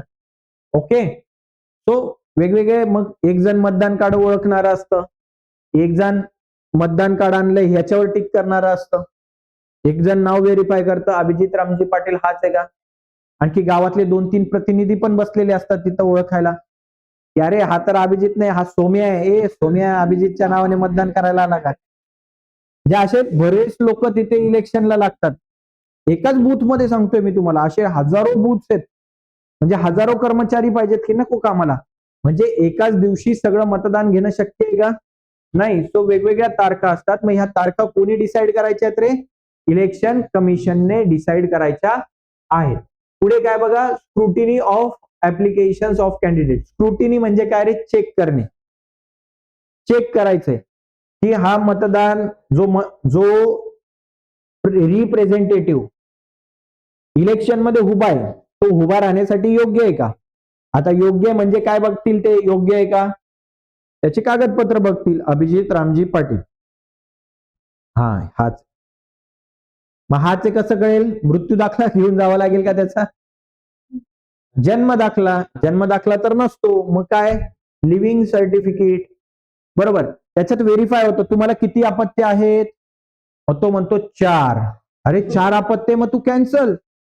मग तो म्हणेल नाही सर, माझं जे लग्न आहे हे 2006च्या अगोदर झालेलं आहे. मग 2006चा जर एखादा व्यक्ती उभा राहत असेल तर त्याला अलाउड आहे, कारण तेव्हा असा काही कायदा नव्हता. 2006 साली एक कायदा झालाय की ज्या व्यक्तीला 2च मुलं असतील तर तोच व्यक्ती इलेक्शन मध्ये उभा राहू शकतो, अन्यथा त्याला इलेक्शन मध्ये उभा राहण्याचा अधिकार नाही. मग तो सांगेल सर माझं लग्न 2000 मध्ये झाले, 2000 मध्ये झाले आणि म्हणून मला 2पेक्षा जास्त अपत्य आहेत, तर मी ऍप्लिकेबल आहे. ते चेक करतात 2 मुले. त्याच्यानंतर काय चेक करतात अजून, तुमच्या घरामध्ये टॉयलेट आहे का, संडास आहे का, हा का सिम्बॉल आहे की नाही, तर तो लोकप्रतिनिधी आणि तोच बाहेर हागायला जातो. तो रिप्रेझेंटेटिव्ह आहे ना, आणि तोच प्रमोट करतो की बाहेर घाण करा. मग चालेल का, योग्य आहे का ही गोष्ट? अरे ही फॅक्ट आहे, ही फॅक्ट आहे. जर एखाद्या व्यक्तीच्या घरी टॉयलेट नसेल तर तो म्हणजे दुसऱ्या असं शिकवावे ब्रह्मज्ञान आणि स्वतः कोरडे पाषाण असं राहून चालेल का? ही अट आहे. तुम्हाला खोटं वाटेल, ही अट आहे. ही जर तुम्हाला इलेक्शन मध्ये उभं राहा, ही स्क्रुटिनी होते, चेक होतं हे सगळं, की घरात टॉयलेट नसेल तर रात्रीच्या रात्री टॉयलेट बांधतात लोक. असं झालंय. जर मग काय होतं माहितीये का, आता हे असं काय प्रत्यक्ष बघायला येतात का? जे जे कोणी स्क्रुटिनी करणारे मेंबर्स आहेत, म्हणजे direct chief commissioner of India check करतो का हे? त्याच्या हाताखाली जे स्टाफ ठेवलाय, टीचर्स वगैरे, हे चेक करतात. मग ते म्हणतात का चला दाखवा आम्हाला तुमच्या घरी संडास आहे का? ते विश्वास ठेवतात. ते काय करतात, विश्वास ठेवतात. हा लोकप्रतिनिधी म्हणजे याच्याकडे असेल. ते काय असं चेक बिक करायला घरी येत नाही. बरं ठीक आहे, इलेक्शन झालं, इलेक्शन मध्ये तो व्यक्ती निवडून आला. बरं आता समजा माझ्या विरुद्ध कोण उभा होता, आपला आर्यन उभा होता आणि आर्यन निवडून आला, प्रचंड मतांनी निवडून आला आणि मला तर खूपच कमी मतं पडली. माझी जळली ना, मला हे झालं ना, कसं तरी वाटलं ना मला, अरे आर्यन कसा निवडून आला. पण आर्यनच्या घरी टॉयलेट नाहीये, हे मला माहिती की आर्यनच्या घरी काय नाहीये, आर्यनच्या घरी टॉयलेट नाहीये. मग मी केस करेल ना, मी काय करेल, इलेक्शन कमिशन मध्ये केस करेल की सर त्याच्या घरी टॉयलेट नाहीये आणि तरी तो इलेक्शनला उभा राहिलाय आणि निवडून पण आला. आणि जर हे सिद्ध झालं की त्याच्या घरी टॉयलेट नाहीये, तर त्याने किती मताने निवडून येऊ द्या, त्याला काय केलं जातं, बरखास्त केलं जातं. त्याच्यावर गुन्हा पण दाखल होईल अजून, की तू निवडणूक आयोगाला फसवलं, फसवणूक केली बुवा तू निवडणूक आयोगाची, असा त्याचा अर्थ आहे. समजलं? तर ह्या गोष्टी खूप महत्वाच्या आहेत. स्वच्छतेच्या दृष्टीने प्रत्येकाच्या घरामध्ये टॉयलेट असणं योग्य आहे. बाहेर अस्वच्छता पसरू नये हे त्यामागचं कारण आहे, की जो लोकप्रतिनिधी आहे तो लोकांचं काम करणार आहे, लोकांसाठी काम करणार आहे, देशाचं प्रतिनिधित्व करणार आहे, तर तो साफ सुधरा सुटेबल असला पाहिजे, असा ह्याच्या मागचं तात्पर्य. तर ह्या गोष्टी चेक करणं. आणखी काय चेक करतात, संपत्ती चेक करतात की तुमची किती संपत्ती आहे. हे चेक करण्यामागचं कारण असं असतं की तुम्ही बेकायदा संपत्ती जमवलेली आहे का, चुकीच्या मार्गाने संपत्ती जमवलेली आहे का, हे ते चेक करण्याचा अधिकार असतो त्यांना. आणि हे सगळं कशामध्ये येतं, scrutiny of applications of candidate. Okay, so हा सगळा मुद्दा आहे, ते तुम्ही वाचलं तरी ते तुम्हाला कळेल. कळतंय तुम्हाला हे सगळं? ओके, सो हे पण चेक करण्याचं काम कोण करतं, फंक्शन कोणाचं आहे, तर इलेक्शन कमिशन. इलेक्शन कमिशनला काय म्हणतात, निवडणूक आयोग मराठीमध्ये. निवडणूक आयोगाचं हे काम आहे. बघा, after the election dates the declared every political party selects a candidate to contest election. Election मध्ये उभं राहण्यासाठी प्रत्येक पॉलिटिकल पार्टी त्यांचा एक उमेदवार देतं आणि मग हे उमेदवार त्यांचा फॉर्म भरायला जातात आणि फॉर्म भरायच्या टायमाला ही सगळं कागदपत्र जे मी तुम्हाला सांगितलं ते चेक करतं, की त्याने दिलेलं कागदपत्र योग्य आहे का, चुकीचे आहेत का, त्यांनी ज्या डिग्र्या घेतल्यात त्या डिग्र्या त्यांचे कागदपत्र जमा करावे लागतात. तो हे सगळं योग्य आहे का, फेक आहे का, चुकीची माहिती दिली, हे सगळं तिथे काय करावं लागतं, जमा करावं लागतं. त्याला स्क्रुटिनी म्हणतात. चौथं फंक्शन काय, give recognition to the political party. Okay, हे पण मी तुम्हाला फटकन एक्सप्लेन करून सांगतो. ओके, आता बघा, एखादी नवीन पॉलिटिकल पार्टी, समजा आमची एक पार्टी आम्हाला उभी करायची, समजा समाज विकास पार्टी असं आम्ही नाव दिलं. आमच्या पार्टीचं नाव काय दिलं, समाज विकास पार्टी. समाजाचा आपल्याला काय करायचंय, विकास करायचा आहे. ओके, आणि आपल्याला इलेक्शन मध्ये उभं राहायचं. ठीक आहे, मग इलेक्शन मध्ये उभं राहायचंय तर मग आपल्याला चिन्ह पाहिजे काहीतरी. मग आपणच डिसाईड करायचं का चिन्ह, तलवार, गोळी, बंदूक, असं चिन्ह आपणच डिसाईड करायचंय का, नाही. मग असं डिसाईड करण्याचा किंवा पार्टी स्थापन करण्याचा अधिकार आहे, पण त्याला ऑथेंटिकेट शिक्का पाहिजे ना इलेक्शन कमिशनचा, की तुम्ही इलेक्शन मध्ये उभं राहू शकतात. तर त्याला रेकॉग्नाइज करायचं, ओळख देण्याचं काम कोणाचं आहे? इलेक्शन कमिशनचं आहे. कोणाचं काम आहे? Election commission. किंवा कधी कधी काय होतं की एक मोठा पक्ष आहे आणि त्या पक्षामध्ये दोन गटामध्ये काय होतो? विरोध निर्माण होतो. त्यांच्या मतामध्ये विरोध निर्माण होतो. एक जण म्हणतो असं केलं पाहिजे, दुसरा गट म्हणतो असं केलं पाहिजे. ओके, सो त्यांच्या मतामध्ये विरोधाभास झाल्यानंतर काय होतात? दोन्ही गट वेगवेगळे होतात, सेपरेट होतात. बरोबर, दोन पार्टीज तयार होतात. एकाच पार्टीमधनं दोन पार्टी. उदाहरणार्थ शिवसेना माहिती आहे तुम्हाला? ओके, शिंदे गट, उद्धव ठाकरे गट. त्याच्यानंतर काँग्रेस, राष्ट्रवादी काँग्रेसचे दोन गट झालेत, माहिती आहे तुम्हाला? शरदचंद्र पवार गट आणि अजित पवार गट, असे दोन गट तयार झाले. ओके, सो पार्टी फुटल्यात ना, त्यांचे डिवायडेशन झालं. सो त्या प्रत्येक पार्टीला ओळख देण्याचं काम कोणाचं आहे? तर इलेक्शन कमिशनचं. मग अशा पद्धतीने दोन चिन्ह पण द्यावी लागतात. एका पक्षाला त्यांनी चिन्ह दिलं धनुष्यबाणाचं, तर दुसऱ्या पक्षाला तुतारीचं. बरोबर. त्याच्यानंतर अजित पवार यांच्या गटाला त्यांनी चिन्ह दिलं घड्याळाचं आणि शरदचंद्र पवार यांच्या कोणतं चिन्ह दिलंय? तुतारी आहे का? ओके, त्यांचं तुतारी. मग आपलं ह्यांचं काय? मशाल. Sorry, I am extremely sorry. परत एकदा बघूया. एकनाथ शिंदे गटाचं डिवायडेशन, सॉरी, शिवसेनेचं डिवायडेशन झालं. एकनाथ शिंदे यांच्या गटाला काय दिले? धनुष्यबाण. आणि ठाकरेंच्या गटाला काय दिले? मशाल. ओके, आणि इकडे काय मग? राष्ट्रवादी गट सेपरेट झाल्यानंतर अजित पवार यांच्या गटाला दिले घड्याळ आणि शरदचंद्र पवार यांच्या गटाला दिले तुतारी. ओके, सो हे चिन्ह देण्याचं, ओळखण्याचं काम पण कोणाचं आहे? इलेक्शन कमिशनचंच आहे. फोर्थ पॉइंट आहे to resolve any disputes relating the election. इलेक्शनच्या दरम्यान जर काही डिस्प्यूट झाले, वादविवाद झाले, तर ते वादविवाद रिझॉल्व्ह करण्याचं काम. उदाहरणार्थ इथे मतदान चालू आहे, इथे काय चालू आहे? मतदान चालू आहे आणि काही हुल्लडबाज पोरं आले तिकडून आणि ते फेक वोटिंग करायला जर लागले, बरोबर, त्यांनी इथला बूथ कॅप्चर करण्याचा प्रयत्न केला. म्हणजे जर ते तलवार बिलवार बंदूक घेऊन आले आणि सगळ्या त्या अधिकाऱ्यांच्या डोक्यावर बंदूक ठेवली आणि सांगितलं की जर आवाज केला तर तलवार बंदूक, मग ते अधिकारी काही करतील का? तिथे काही करू शकतात का? नाही. आणि इथे यांनी मस्त बटणं दाबायला सुरुवात केली. ज्या पक्षाला त्यांना मतदान करायचंय त्या पक्षाला मतदान करायला सुरुवात केली. याला काय म्हणतात? Booth capturing. याला काय म्हणतात? बूथ कॅप्चर करणे. कॅप्चर करून टाकला त्यांनी. मग अशा वेळेस इलेक्शन कमिशनला अधिकार आहे की तिथलं इलेक्शन कॅन्सल करणे. त्यावर काय निर्णय घ्यायचा हे कोण डिसाईड करेल? इलेक्शन कमिशन डिसाईड करेल.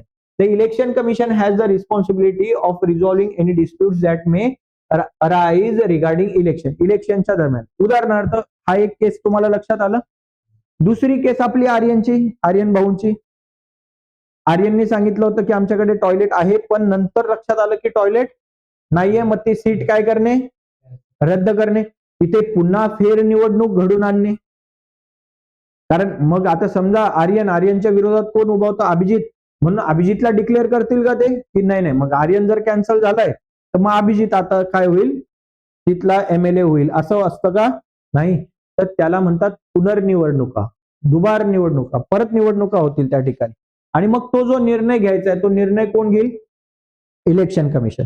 किंवा एखाद्याने चुकीची कागदपत्र सबमिट केली, येस ऑर नो, सगळं फेक आयडीज बनवल्या वगैरे वगैरे, तर ह्या संबंधीचे जे निकाल आहेत हे निकाल पण लावण्याचा अधिकार कोणाला? Election commission. किंवा कधी कधी काय होतं माहितीये का की एखादा व्यक्ती इलेक्शन मध्ये उभा होता पण तो इलेक्शन मध्ये पडला. इलेक्शन पडल्याच्या संदर्भात त्याच्या काही जर अडचणी असतील तर त्या अडचणी सुद्धा तो कोणासमोर मांडू शकतो? इलेक्शन कमिशन समोर. त्याला मुदत दिली जाते की निकाल लागल्यानंतर 1 महिन्याच्या आत, 1 महिन्याच्या अगोदर त्याने काय केलं पाहिजे? अशी याचिका दाखल केली पाहिजे इलेक्शन आयोगासमोर, निवडणूक आयोगासमोर. समजतंय तुम्हाला? ओके, सो ते प्रॉब्लेम रिझॉल्व्ह करण्याचं काम सुद्धा कोणाचं आहे? Election commission. सो ही सगळी कामं कोणाची आहेत? इलेक्शन कमिशनची. सो परीक्षेमध्ये असा प्रश्न विचारला जाऊ शकतो, give the functions of election commission. Okay, निवडणूक आयोगाची कार्य लिहिता यायला पाहिजे. समजतंय तुम्हाला? याच्यामध्ये काही शंका आहे मग?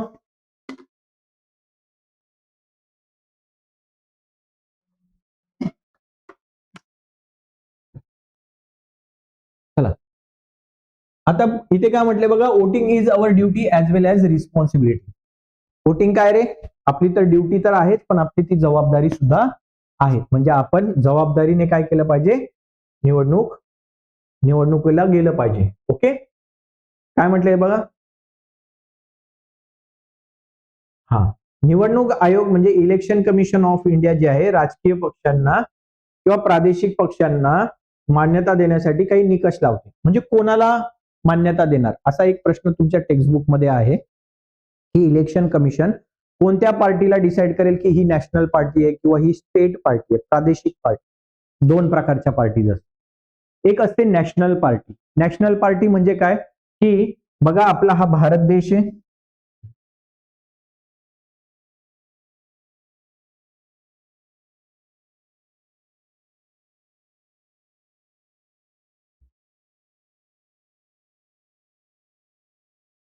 ठीक आहे, आपला भारत देश आहे बरोबर. त्यातल्या त्यात हा आपला महाराष्ट्र आहे. Yes or no. आता महाराष्ट्रामध्ये एक पक्ष आहे, समजा शिवसेना. ओके, कोणता पक्ष आहे, शिवसेना. ठीक आहे. आता ह्या शिवसेनेचे फक्त कुठे आमदार आहेत रे, शिवसेनेमध्येच आहे. महाराष्ट्राच्या बाहेर शिवसेनेचे कुठेही आमदार नाहीये, पार्टी नाहीये, पक्ष नाही. ओके, तो अशा प्रकारच्या पार्टीला आपण काय म्हणतो, प्रादेशिक पार्टी. काय म्हणतो, प्रादेशिक पार्टी म्हणजेच काय, स्टेट पार्टी. तिला काय म्हणणार आपण, स्टेट पार्टी. याच्या व्यतिरिक्त बीजेपी. याच्या व्यतिरिक्त काय, बीजेपी. आता बीजेपीची दिल्लीमध्ये सीट आहे का, वरती झालं खूप. दिल्लीमध्ये सीट आहे, पंजाबमध्ये सीट आहे, गुजरातमध्ये सीट आहे, मध्य प्रदेशमध्ये आहे. म्हणजे बऱ्याच राज्यांमध्ये बीजेपी आहे का. अशा प्रकारच्या पार्टीला आपण काय म्हणतो, नॅशनल पार्टी. काय म्हणतो, नॅशनल पार्टी, राष्ट्रीय पार्टी. समजलं का. तो असे काही ते निकष आहेत. किंवा एखाद्या पक्षाचं पक्ष आणि चिन्ह कधी राहील किंवा कधी जाईल हे लक्षात घ्या. जर समजा भारतामध्ये, महाराष्ट्रामध्ये मतदान झालं, काय झालं, महाराष्ट्रामध्ये काय झालं, मतदान झालं समजा, आणि एखाद्या पक्षाला 6% पेक्षा पण कमी वोट मिळाले. उदाहरणार्थ असं समजा की या महाराष्ट्रामध्ये 100 लोकांनी वोटिंग केलं. किती लोकांनी, 100. आणि त्या एखाद्या पक्षाला XYZ नावाचा पक्ष आहे आणि त्या पक्षाला फक्त 5च मतं पडली.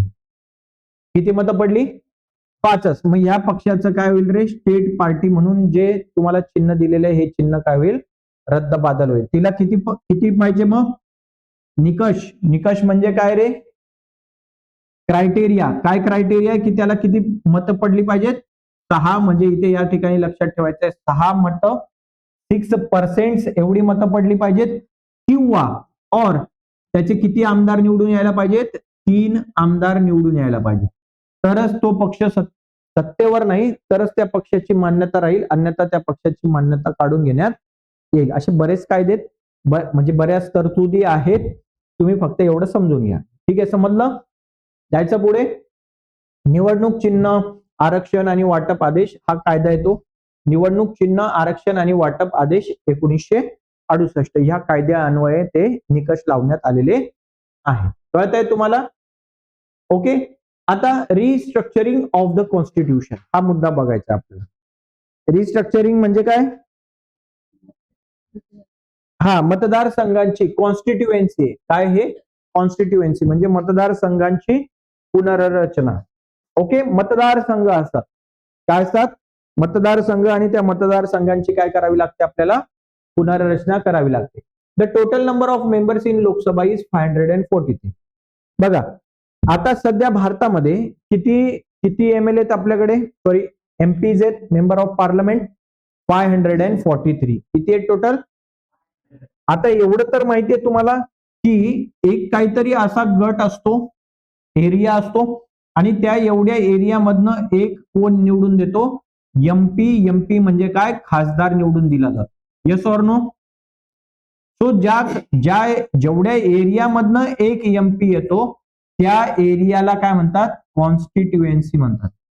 काय म्हणतात, कॉन्स्टिट्युएन्सी. याला मराठीमध्ये म्हणतात मतदारसंघ. काय म्हणतात, सो एवढ्या भागाला म्हणतात मतदारसंघ. आणि एका मतदारसंघामधनं किती प्रतिनिधी निवडले जातात? फक्त एकच. मग जर आपल्या भारतामध्ये लोकसभेमध्ये 543 जर प्रतिनिधी आहे, 543 प्रतिनिधी आहेत, तर आपल्या देशामध्ये किती कॉन्स्टिट्युएन्सी असल्या पाहिजेत? 543 कॉन्स्टिट्युएन्सी असल्या पाहिजे. मग त्याचं क्षेत्र कुठपर्यंत आहे, अधिकार क्षेत्र कुठपर्यंत आहे, हे ठरवण्याचा अधिकार कोणाला असतो? कोणाला असतो? इलेक्शन कमिशनला. ओके, मग त्याचं काय करणे? रिस्ट्रक्चरिंग करणे. काय करणे? रिस्ट्रक्चरिंग करणे. हे सुद्धा काम कोणाचं आहे? इलेक्शन कमिशनचं आहे. कळलं का तुम्हाला? मग हाऊ दीज मेंबर्स इलेक्टेड, कसे ते मेंबर निवडले जातात रे? Every member represented one constituency. It means there are 543 constituency. Creating constituency is a responsibility of the delimitation commission. बघा, कॉन्स्टिट्युएन्सी तयार करण्याचा अधिकार कोणाला आहे? Delimitation commission. आणि हे डिलिमिटेशन कमिशन कोणाच्या अंडर असतं रे? इलेक्शन कमिशनच्या अंडर असतं. कळतंय तुम्हाला हे सगळं? ओके, पुढे the delimitation commission does not succumb to any pressure while restructuring constituency. बघा, अशा प्रकारच्या कॉन्स्टिट्युएन्सी मतदारसंघ तयार करताना या कोणत्या, ही जी कमिशन आहे, कोणतं कमिशन आहे? डिलिमिटेशन कमिशन, कोणाच्याही दबावामध्ये येत नाही. ओके, उदाहरणार्थ बघा, एक उदाहरण सांगतो मी तुम्हाला. ही एक कॉन्स्टिट्युएन्सी आणि तिचं नाव आहे एक्स कॉन्स्टिट्युएन्सी. इथे हा एक व्यक्ती उभा आहे इलेक्शनला, ज्याचं ह्या पट्ट्यामध्ये जरा मतदान जास्त आहे, म्हणजे या ठिकाणी मानणारी लोक त्याला काय आहेत? जास्त आहेत, म्हणजे इथले मॅक्सिमम वोट्स त्याला पडतात. आणि इथे त्याला इकडेच दाखवूया आपण. ओके, याचं या ठिकाणी या क्षेत्रामध्ये प्रभुत्व आहे आणि या व्यक्तीचं या क्षेत्रामध्ये प्रभुत्व आहे, म्हणजे याचं जरा प्रभुत्व जास्त दिसतंय का तुम्हाला? मग त्यांनी काय सांगितलं? आता हा व्यक्ती जिंकून येईल का? मग मला सांगा. नाही. मग ह्याने डिलिमिटेशन कमिशनला सांगितलं की तुम्ही काय करा, अशी कॉन्स्टिट्युएन्सी निवडा, म्हणजे हा भाग इथून काढून टाका आणि हा माझा इकडचा भाग तुम्ही काय करा, याच्यामध्ये ऍड करा. रिस्ट्रक्चरिंग केली कॉन्स्टिट्युएन्सीची. आता काय झालं रे? ऑटोमॅटिक हा जो व्यक्ती इथं उभा राहणारा व्यक्ती होता, याचे मत कमी झाले. आता ही इथली लोक याला मतदान करू शकतील. जो अगोदरचा हा भाग त्यांनी कट केलाय, आता हा दुसऱ्या कोणाला तरी मतदान करेल. ह्याला म्हणतात रिस्ट्रक्चरिंग, पुनर्बांधणी करणे. ओके, मग या व्यक्तीने सांगितलं म्हणून डिलिमिटेशन कमिशनने असं केलं, बरोबर आहे की नाही? मग असं करण्याचा अधिकार आहे का डिलिमिटेशनला? नाही. डिलिमिटेशन कोणाच्याही प्रभावाखाली येत नाही. पण यांनी सांगितलं चाकू घेऊन, तलवार घेऊन असं करा, तर ते करू शकतात का? नाही. कारण का? हे सगळं फ्री अँड फेअर होतं सगळं. ओके, त्यात कोणत्याही प्रकारचा भेदभाव केला जात नाही. म्हणजेच यांना खूप जास्त पॉवर असतात डिलिमिटेशन कमिशनला. ओके, म्हणून ते कोणाच्याही दबावामध्ये येत नाही आणि अशा प्रकारची पुनर्बांधणी, चुकीची पुनर्बांधणी ते करत नाही. आलं लक्षामध्ये तुमच्या? कोणाच्याही प्रेशरमध्ये ते येत नाही. ठीक आहे, आता ही एक गोष्ट लक्षात ठेवा. श्यामचरण नेगी हे हिमाचल प्रदेशचे आहेत आणि हे काय सगळ्यात पहिले वोटर आहेत आपल्या भारताचे, ज्यांनी कधी वोटिंग केली होती? ऑक्टोबर 1951 मध्ये. सगळ्यात पहिलं वोट कोणाचं पडलं होतं? श्याम शरण नेगी यांचं. ओके, तो आता हा जो पुढचा भाग आहे, प्रोसेस ऑफ इलेक्शन, हा आपण काय करूया? पुढच्या लेक्चरमध्ये कंडक्ट करूया. ओके, तो हा व्हिडिओ आवडल्यास तुम्ही नक्की लाईक करा, शेअर करा आणि सबस्क्राईब सुद्धा करा. Okay, thank you. Have a great day.